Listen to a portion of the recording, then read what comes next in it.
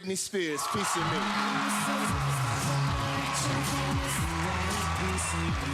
And the winner for Best Pop Video is Britney Spears! And the winner is Britney Spears, Piece of Me. Spotlights, sequins, and screams of a generation that was the sound of Britney Spears at her peak. A teenager from Louisiana who transformed into the most recognizable face of pop on Earth. With Baby One More Time. She didn't just top charts, she rewired culture. Her voice filled shopping malls. Her image defined MTV. And for millions of fans, she was the 2000s, the perfect blend of innocence and rebellion. But behind the choreography and camera flashes, another story was unfolding, one of control, surveillance, and survival. By 2021, the same woman who once danced across global stages stood in a courtroom, her voice trembling as she said, "I just want my life back." That single sentence shattered the illusion, revealing a system that had turned a pop princess into a prisoner of her own fame. So what really happened? How did one of the most adored women in music become a cautionary tale of power, trauma, and freedom? And was Britney Spears' so-called downfall ever truly her fault, or a mirror reflecting everything broken in the industry that built her? Britney Jean Spears was born in 1981 in Kentwood, Louisiana, a small town where dreams often felt too big to survive. She grew up in a family trying to stay afloat. Her father, Jamie, wrestled with alcoholism, while her mother, Lynn, poured every hope into her daughter's talent, even as a child. Britney stood out. By 8, she was already performing at local fairs, her voice astonishingly powerful for her size, a mix of grit, grace, and determination that seemed to defy her surroundings. In 1993, she joined the Mickey Mouse Club alongside future stars like Justin Timberlake and Christina Aguilera. For most kids, it was just a TV show. For Britney, it was an education, a crash course in performance, perfection, and pressure. It was also where she learned one of fame's earliest lessons: always smile, even when it hurts. By 15, she had signed with Jive Records. What the label discovered wasn't just a singer, it was a phenomenon waiting to happen. Her debut single, Baby One More Time, 1999, didn't just dominate charts, it rewrote them. The image, that now iconic school uniform, became a global symbol, a collision of innocence and rebellion that defined a new generation of pop. But beneath the marketing machinery was something far more powerful: magnetism. Britney's voice carried both youth and ache, confidence and fragility. Her choreography wasn't just rehearsed, it radiated joy, the kind that made people move without knowing why. By her second album, Oops, I Did It Again, she wasn't simply performing pop music, she was setting its pulse. The small-town girl had become a global force, a dream realized, an image perfected. Yet, even then, beneath the gloss and glitter, tiny fractures were forming. The same discipline that had built her empire would, in time, become the cage that held it together. By the early 2000s, Britney Spears had become more than a pop star, she was a global constant. Her image filled magazine covers, television screens, and advertising campaigns across continents. Her singles dominated radio rotations. Her tours sold out in minutes to a generation growing up between the Walkman and the internet. Britney wasn't background music, she was the culture. Her commercial reach was unprecedented. Every music video became an event. Every red carpet appearance dictated headlines. Even her perfumes and endorsements reshaped how celebrity brands were built. For Jive Records and MTV alike, Britney was the economic engine of pop. The 2003 album In the Zone confirmed her command. Toxic earned a Grammy Award and defined the sound of the decade, a blend of electronic precision and seductive confidence. Every Time, a stark piano ballad, revealed the vulnerability behind the choreography. The transformation was complete. The teenager from Louisiana had evolved into a woman steering the direction of global pop. Her influence extended far beyond music. Fashion trends followed her lead low-rise jeans. Crop tops and glitter eyeshadow became visual shorthand for an era. Choreographers studied her routines as benchmarks of precision and charisma before social media. Her reach achieved what influencers now spend entire careers chasing: universal familiarity. At the height of her success, Britney was selling more than records, she was selling identity for millions. She represented self-invention, confidence, and control. By her mid-20s, she had sold over 100 million albums worldwide and performed before audiences that spanned every major market on Earth. Few artists in history had achieved that breadth of influence so young. But cultural dominance carries its own cost. The same cameras that once celebrated her every move began to question them. The fascination that built her career slowly blurred into surveillance. Tabloids dissected her relationships, especially her romance with Justin Timberlake, turning personal milestones into public narratives. Still, she kept performing. Blackout 2007, recorded amid personal upheaval, would later be recognized as one of pop's most forward-thinking albums, proof that even under strain, her creative instincts remained intact. At her peak, Britney Spears stood not just as a musician, but as a symbol of an age, the embodiment of pop's glamour, pressure, and perfection. An empire in motion, glittering under lights that would never dim until they did.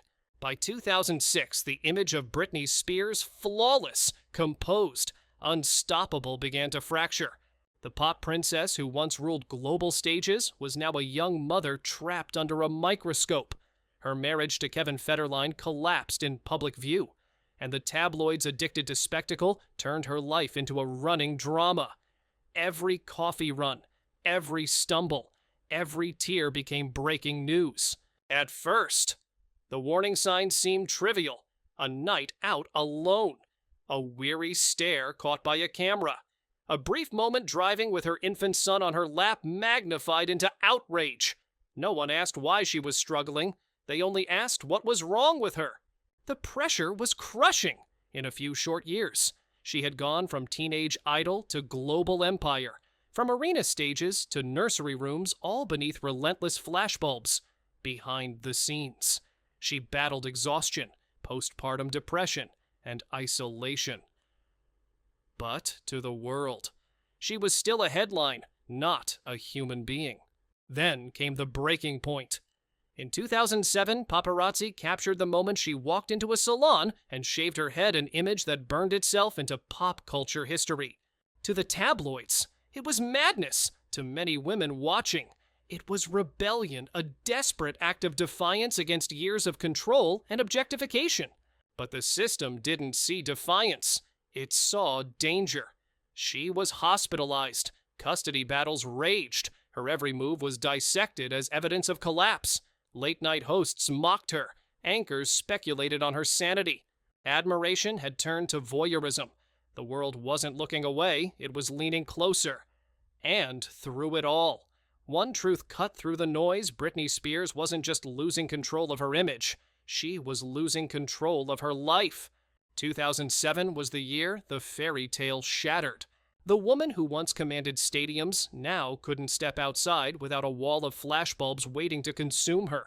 The paparazzi didn't just follow Britney Spears, they hunted her.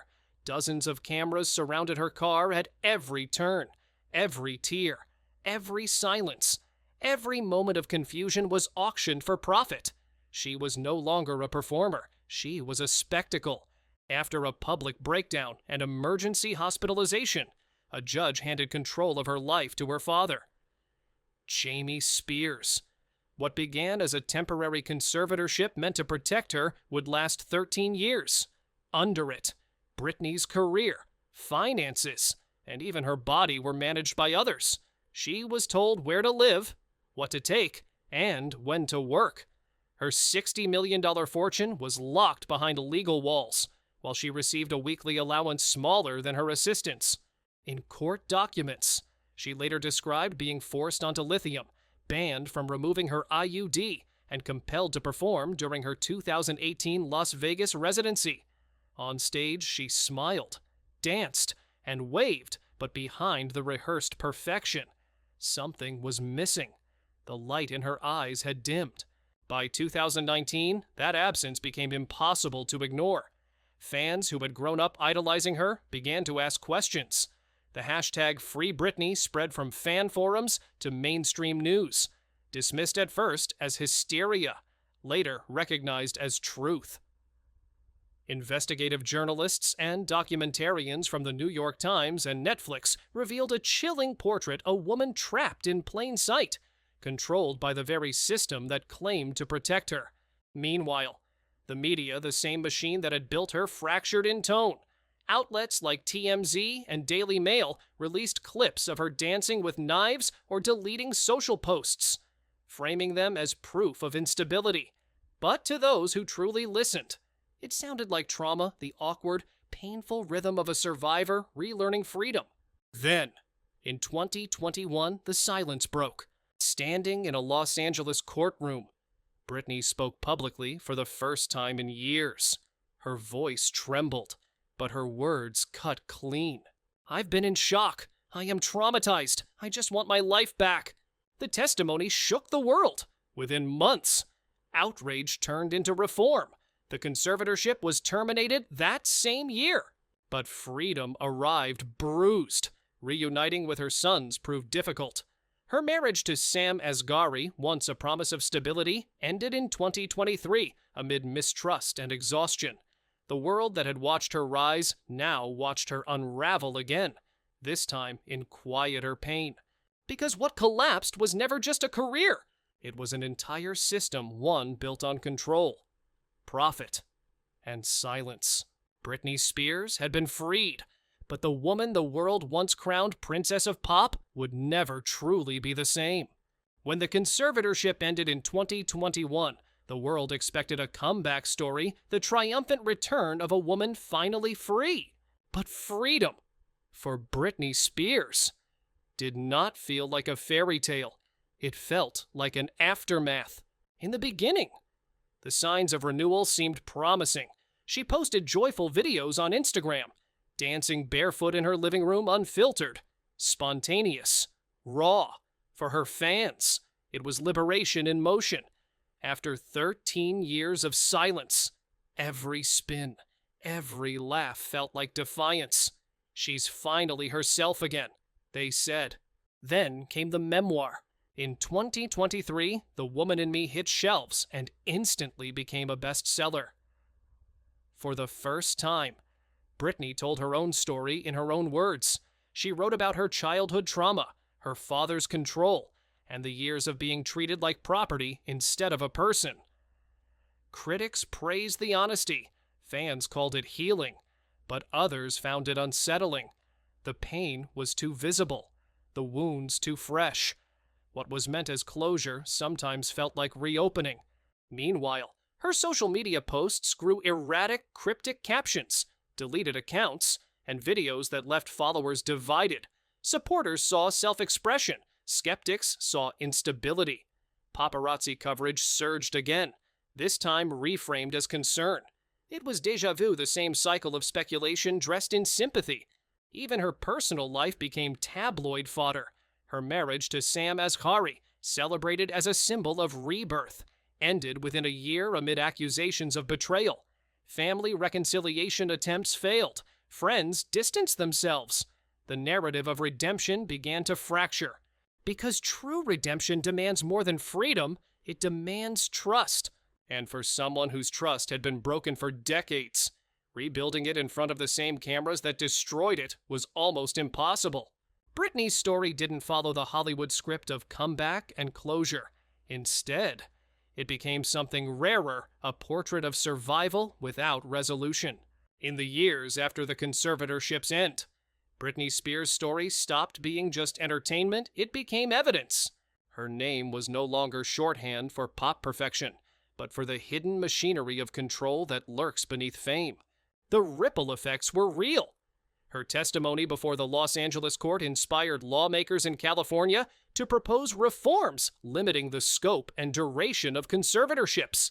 The Free Britney movement, once dismissed as a fan crusade, became a model for digital age activism, proof that public pressure could expose injustice even within the most insulated systems. In the entertainment industry, her story forced an uncomfortable reckoning. Artists who had once been mocked for instability, from Amanda Bynes to Kanye West, were re-examined through a new lens. Not scandal, but suffering, mental health, once whispered about in press tours, entered mainstream conversation. Even the media shifted tone. Outlets like the New York Times and Variety began calling out the very voyeurism they once profited from. Yet, for Britney herself, the victory was complicated. She gained autonomy. Yes, but also distance. Distance from her children, her family, and the world that once adored her. Freedom, it turned out, did not erase trauma. It only removed the locks around it. Today, she lives mostly offline, occasionally posting to millions of followers but rarely performing. Her wealth remains intact, her influence undiminished, but her trust in fame perhaps irreparably broken. Still, her story changed something fundamental. It revealed how easily compassion can vanish when celebrity meets vulnerability, and how redemption in the public eye often demands a perfection no human can sustain. In that way, Britney Spears didn't just survive the system, she exposed it.